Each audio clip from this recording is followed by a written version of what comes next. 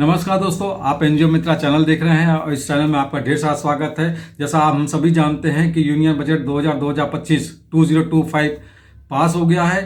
1 फरवरी को माननीय निर्मला सीतारमण हमारी वित्त मंत्री ने एनजीओज के लिए क्या कहा है, क्या कुछ एनजीओज में बदलाव आएगा, क्या नया नियम है, इन सारे के बारे में हम इस वीडियो में चर्चा करेंगे। और बड़े ध्यान से अंत तक देखिएगा क्योंकि बहुत से ऐसे टॉपिक है जो वाकई में अभी लोगों को समझ में नहीं आ रहे।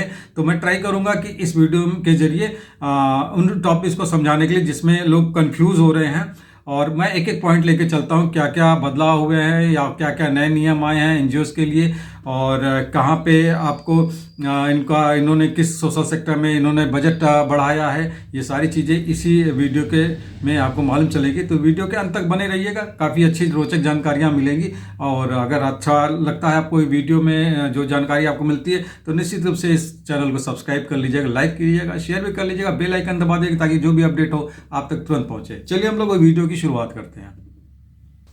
सबसे बड़ी खबर है कि अब एनजीओज में को 1280G का 5 साल में रिन्यूअल नहीं कराना होगा, लेकिन उसके लिए बहुत से कंफ्यूजन है। ऐसा नहीं है कि जो सबके दिमाग में है कि अब तो 5 साल में नियम 5 साल में हमें रिन्यूअल नहीं कराना पड़ेगा, मतलब जिनका 5 साल अभी खत्म हो रहा होगा, 26-27 में खत्म हो रहा होगा, उनको अब नहीं कराना पड़ेगा, वो ऑटोमेटिकली एक्सटेंड हो जाएगा नेक्स्ट 5 ईयर्स के लिए। तो अभी इसके विषय में बहुत ज़्यादा या बहुत क्लियर दिशा निर्देश नहीं है कि ये ऑटोमेटेड तरीके से ये एक्सटेंड हो जाएगा अगले 10 साल तक के लिए। लेकिन जहाँ तक जानकारी अभी है कि जो भी संस्थाओं का 5वां साल खत्म होगा, इस साल खत्म हो रहा है या अगले साल खत्म हो रहा है, उनको रिन्यू कराना पड़ेगा। उसके बाद से जब उनका नेक्स्ट टेन्योर होगा तो वो 10 साल के पीरियड के लिए होगा। हाँ, और इन बीच में जिन संस्थाओं का प्रोविजनल है और वो अगर रिन्यू कराते हैं 1 अप्रैल के बाद से, तो उनको वो 10 साल का रिन्यूअल का फायदा मिलेगा। और बाकी सारी चीजें वही हैं कि जो 5 साल जो प्रोविजनल का 3 साल की वैलिडिटी पीरियड होता था वो वही है।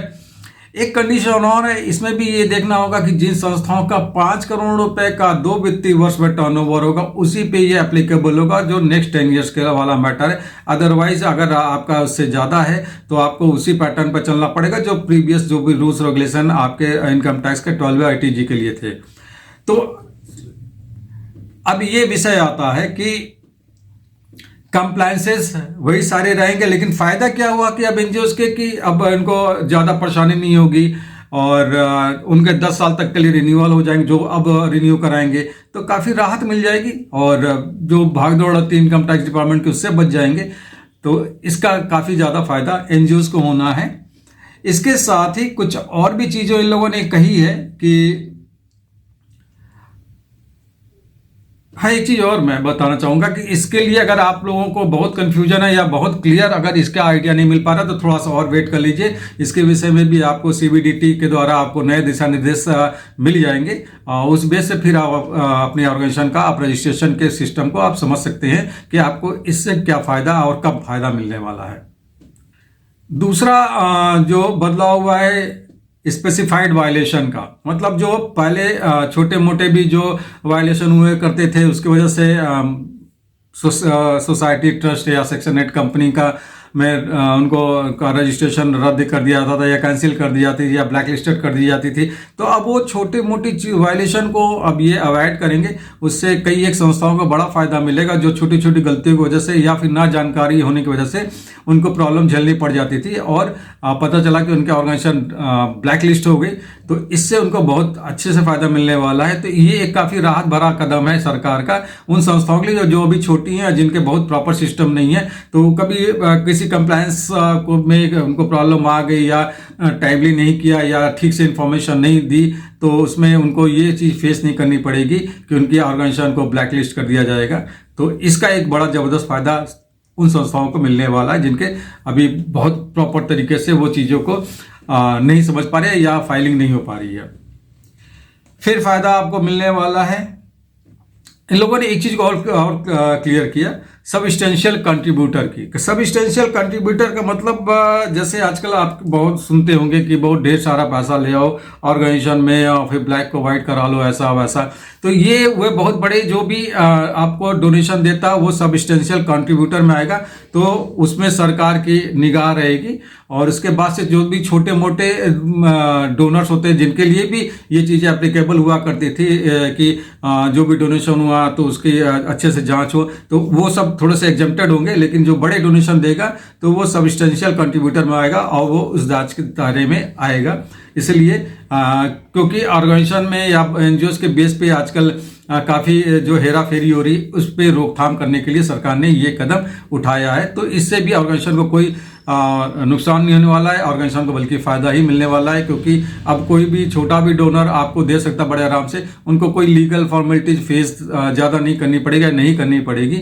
और जो सब्सटेंशियल कंट्रीब्यूटर होगा फेस सिर्फ उन्हीं को करना पड़ेगा, तो इसका भी फ़ायदा आपको मिलने वाला है। तो इस तरीके से 3 बड़ी चीज़ें हुई हैं, जैसे रजिस्ट्रेशन ये 1280G का जो सिस्टम 5 साल से बढ़ा के उन्होंने 10 साल कर दिया। दूसरा, फिर इन लोगों ने स्पेसिफिक वायलेशन के लिए भी इन लोगों ने एक नियम कानून बना दिया कि भाई छोटी मोटी गलतियों में हम उसको अवॉइड कर देंगे, संस्था को ब्लैकलिस्ट नहीं करेंगे। और इस सब्सटेंशियल कंट्रीब्यूटर जिस बेस पे बहुत बड़े बड़े इधर से उधर डोनेशन का इधर से उधर दिया लिया जाता था, तो उस पर भी थोड़ी सी रोकथाम लग जाएगी, तो इससे छोटे डोनर्स के लिए काफ़ी राहत वाला होगा। इसके अलावा इन लोगों ने कुछ फंडिंग भी इंक्रीज की है सोशल वेलफेयर के लिए। इस बार department of social justice and empowerment ने जो है अपना एलोकेशन 13611 मतलब 13,611 करोड़ रुपए का एलोकेशन है, जो कि लास्ट ईयर से 35.75% इंक्रीज हुआ है। तो जाहिर सी बात है एक अच्छा खासा इन्होंने फंड फिर से एलोकेट किया है और पिछले फंड से काफ़ी बढ़ाया है, तो और भी गवर्नमेंट की स्कीम्स आएंगी और एनजीओज को और फायदा होगा और ज़्यादा ज़्यादा एनजीओज गवर्नमेंट के प्रोग्राम का लाभ लेंगी और उनके द्वारा लाभार्थी को भी लाभ मिलेगा। तो एक ये अच्छा है, इसके बारे में भी बजट 2025 में इन लोगों ने दिया हुआ है। और वुमेन एंड चाइल्ड डेवलपमेंट को भी ये लोग सपोर्ट करेंगे, इसके लिए भी ये लोगों ने इसको स्पेसिफिक तरीके से इन्होंने बताया हुआ है अपने बजट में कि इसमें भी पोर्शन 2.0 में भी एलोकेशन जो इस बार का इनका है 21,960 करोड़ रुपए का, तो वो भी एक अच्छा खासा इन्होंने दिया हुआ है एक सपोर्ट करने के लिए वुमेन एंड चाइल्ड डेवलपमेंट के कंसर्न में। मिशन शक्ति पे भी इन्होंने फोकस कर दिया है, मिशन वात्सल को भी इन्होंने बढ़ाने की कोशिश की है, तो ये भी है। उसके बाद से जल जीवन मिशन को भी इन लोगों ने एक्सटेंड कर दिया है और 2028 तक का वो जल जीवन मिशन चलेगा। और लास्ट में एक स्कीम भी इन लोगों ने अर्बन लाइवलीहुड प्रोग्राम के लिए बताया है कि अर्बन लाइवलीहुड प्रोग्राम की एक स्कीम भी चलाई जाएगी, जिसमें इनके सस्टेनेबल लाइवलीहुड के बेस पे इन्होंने अनाउंसमेंट किया है कि उनको सस्टेनेबल लाइवलीहुड प्रोग्राम के तहत उनकी सोशियो इकोनॉमिक अपलिफ्टमेंट किया जाएगा। तो अब ये देखते हैं इसमें एनजीओज का क्या इन्वॉल्वमेंट या कितना इन्वॉल्वमेंट होगा। इसी तरह जैसे डे केयर सेंटर भी बनाए जाएंगे सारे डिस्ट्रिक्ट के हॉस्पिटल में, इसमें भी शायद इन लोगों को हो सकता है कि एनजीओज को ये मौका दें कि डे केयर सेंटर को वो ऑपरेट कर पाए। तो देखा जाए तो इस बजट में एनजीओज के लिए पीछे बजट के हिसाब से तो काफ़ी कुछ देखने को मिला। और सबसे बड़ी बात यह है कि जो हर 5वें साल पर रिन्यूअल का जो सिस्टम है, जिनका ऑर्डर हो चुका है 1280G के लिए, वो एक काफ़ी लाभकारी होगा। दूसरा, जो छोटे मोटे प्रॉब्लम की वजह से या छोटी मोटी कमियों की वजह से, जैसे समय पे हम लोग फाइलिंग नहीं कर पा रहे हैं, कोई भी चीज़ ऐसा है उस वजह से ऑर्गेनाइजेशंस को बहुत कोई पेन नहीं होगा और कोई ऐसा नहीं कि ब्लैक लिस्ट कर दी जाएगी। और इस तरह से देखा जाए तो बाकी सब्सटेंशियल कंट्रीब्यूटर का तो मैं बहुत नहीं समझ पा रहा हूँ, क्योंकि बहुत सी ऑर्गेनाइजेशन उसका कोई लेना देना नहीं होता है। तो इस तरह से देखा जाए तो कुछ चीज़ें काफ़ी फ़ायदा दे रही हैं हमारे एनजीओज के लिए। तो अनाउंसमेंट तो ठीक ठाक है। अब आगे ये क्या, जैसे इन्होंने बजट बढ़ाया है इसके लिए सोशल जस्टिस में, तो ये इससे काफ़ी संस्थाओं को फ़ायदा मिलेगा। तो देखते हैं आगे क्या होता है। और उम्मीद है कि आपको ये वीडियो समझ में, जो मैंने समझाने की कोशिश किया हुआ है वो आपको समझ में आएगा। अगर इनकेस अगर नहीं समझ में आती है तो दिए गए व्हाट्सएप नंबर पर क्वेरी कीजिए, मैं ट्राई करूंगा कि आपकी जो भी क्वेरी है मैं उसका जवाब आपको प्रॉपर तरीके से दे के आपको संतुष्ट कर पाऊँ। अगर वीडियो अच्छा लगता है तो वीडियो जरूर आप लाइक कर लीजिएगा, सब्सक्राइब कर लीजिएगा, बेल आइकन दबा दीजिएगा, तो समय समय पर जो भी अपडेट्स आपको तुरंत मिल जाएगा। इसी के साथ धन्यवाद आपको वीडियो देखने के लिए। नमस्कार, जय हिंद।